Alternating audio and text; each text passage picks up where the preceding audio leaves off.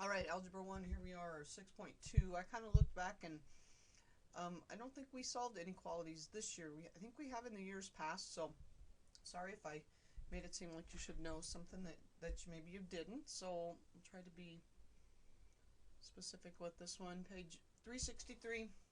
It's, you already know how to solve equations, so the inequalities are just taking their place, and you just go through and treat them the same way, and then we'll talk about how to deal with the inequality. The inequality, again, is the greater than, less than or equal, greater than or equal to. Those are inequality signs. Equivalent inequalities have the same values. So again, we're talking about going to do the same thing to both sides. In the last lesson, we added something to both sides or subtracted. And in this lesson, you'll notice it's solving them by using multiplication and division. So let's go to the next slide. This one's kind of crazy. Again, it's like the adding. Right here in the words, all it is saying is that multiplying each side of an equivalent equation by a positive number produces an equivalent inequality. So if you multiply one number of an inequality, the one side, you have to do the same thing to the other side. Now, there's a little twist with multiplying. If you multiply each side by a negative number now, you have to reverse the direction of the inequality.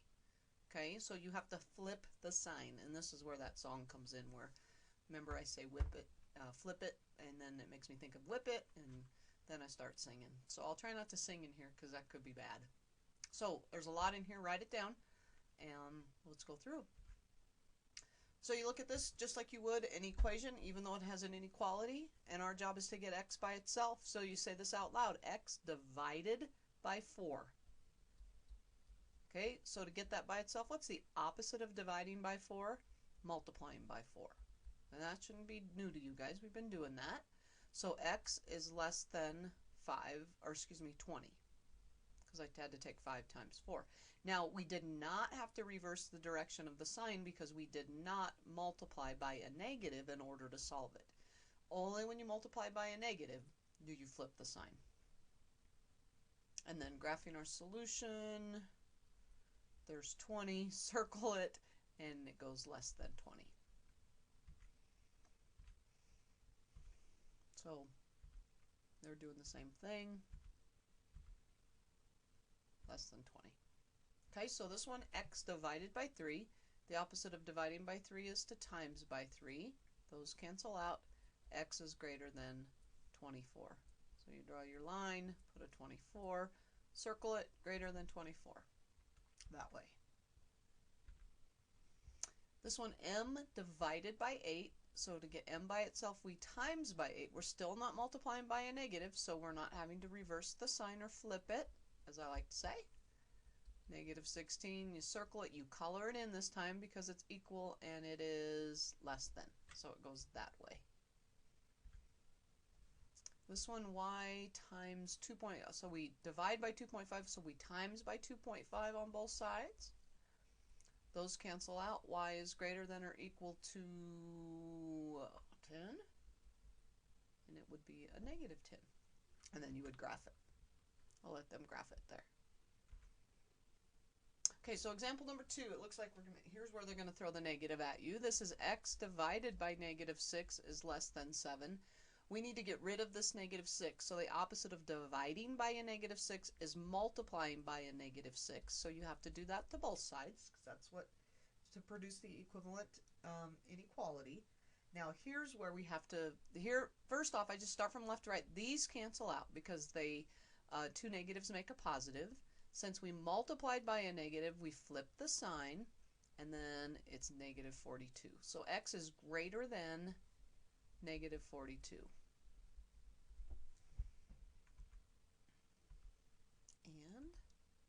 And just remember, if you multiply by a negative in order to solve it, the problem, you have to flip the sign. Okay, and they're going through it again here. Okay, so that's multiplying. Now let's do division. So the the same thing right here. It says dividing each side of an inequality by a positive number produces an equivalent inequality. So if you divide one side of an inequality, you have to divide the other side. But here, just like in the multiplying, if you divide by a negative number, you have to reverse the sign. So when you multiply or divide by a negative in order to solve an inequality, you must flip the sign. So this right here, this is negative 3 times x. The opposite of timesing by negative 3 is to divide by negative 3. Those cancel out. And since I divided by a negative, I flip the sign. X is less than negative 8. And then you could also graph it.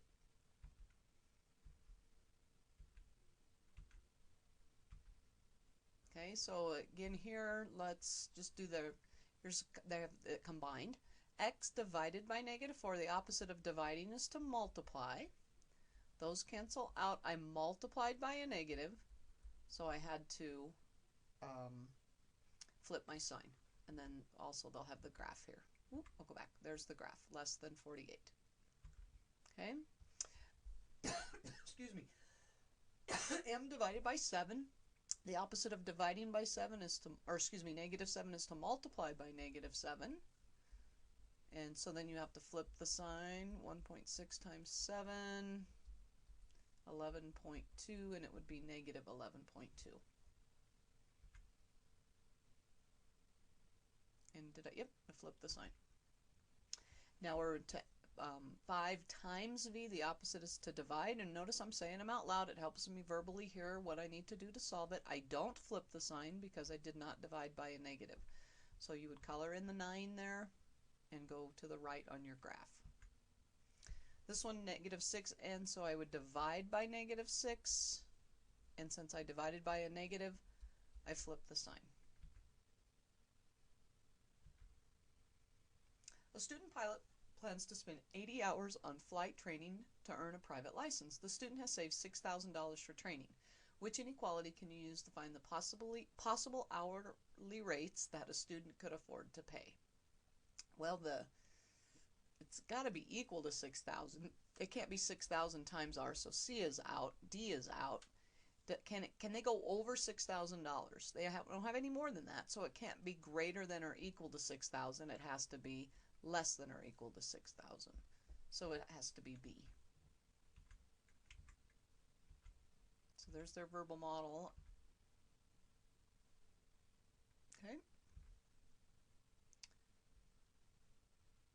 Piloting, what are the possible hour rates that the student can afford to pay for training? Well, you could take that inequality right there and solve it. Divide both sides by 80. And you'll get 75. So less than 70 can only pay them at most 70. If it takes 80 hours, at most $75 per hour for his training. Okay, so what if, example 5, suppose the student plans to spend 90 hours on flight training and has saved $6,300. So we'll just we'll go 90 times H, or times, we'll just use X, has to be less than or equal to 6,300.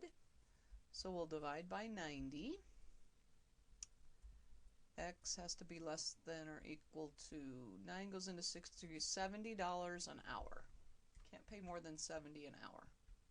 Yep, we had it. I'm sorry, I accidentally hit the button. So there you go. Don't forget to flip the sign, and you only do that when you're multiplying and dividing by a negative number to solve an inequality. So we'll see you next time.